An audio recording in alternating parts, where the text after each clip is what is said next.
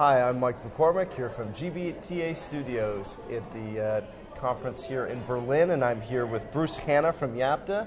Bruce, welcome. Thank you, good to be here. So, exciting times, of course, for Yapta. Always, lots of opportunity in the industry when it comes to, understanding travel data, finding cost savings opportunities for companies.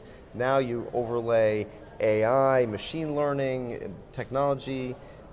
Tell me what's going on. How does that affect your business and what's going on in the industry? Yeah, you're right, Mike. It is exciting times, especially with Yapta as well. I think your question with AI and machine learning, there's certainly buzzwords in our industry, and lots of conversations with corporate travel managers and procurement managers. I think during those conversations, I think they recognise that they're really good at putting together a great policy, driving compliance on that, but they've got this feeling that there must be more that they can do, certainly to capture some savings. So I think probably the easiest way to answer the question of AI and machine learning is probably to talk about Yapta's product of Travel AI. And this product really enables the corporate travel manager, procurement manager to do a deep dive into their own data. And it uses real-time booking data and compares that to available rates, which is really quite a great concept. That if you imagine whenever the traveller is making the booking, we can actually capture what are the rates that he saw available. So did he book the contracted rate? If he didn't, is it because he's breaking policy? Or is it because the rate was not available? It's a supplier availability issue. So that's a really important thing to know. Also with the product, we can overlay benchmark, industry benchmark information, and then through Room IQ, looking at the hotel industry, Room IQ alert information.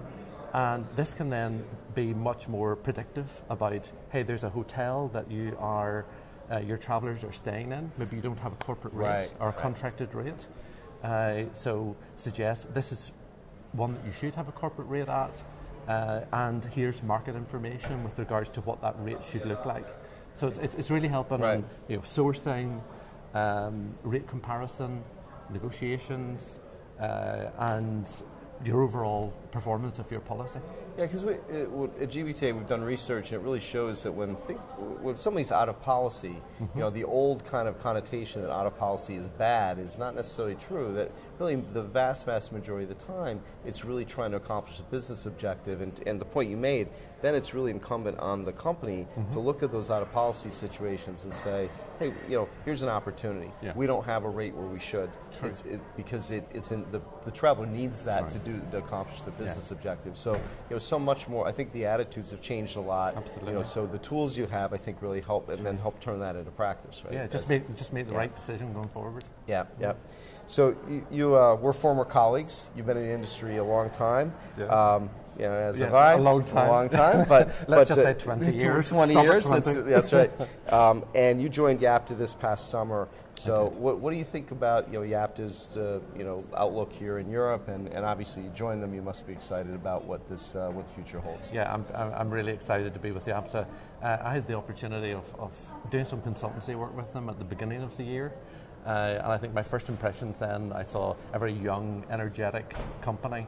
Also, very experienced staff there as well. But the big thing for me was the product, price assurance, just even the concept, and learning that it's okay to do this. And it works.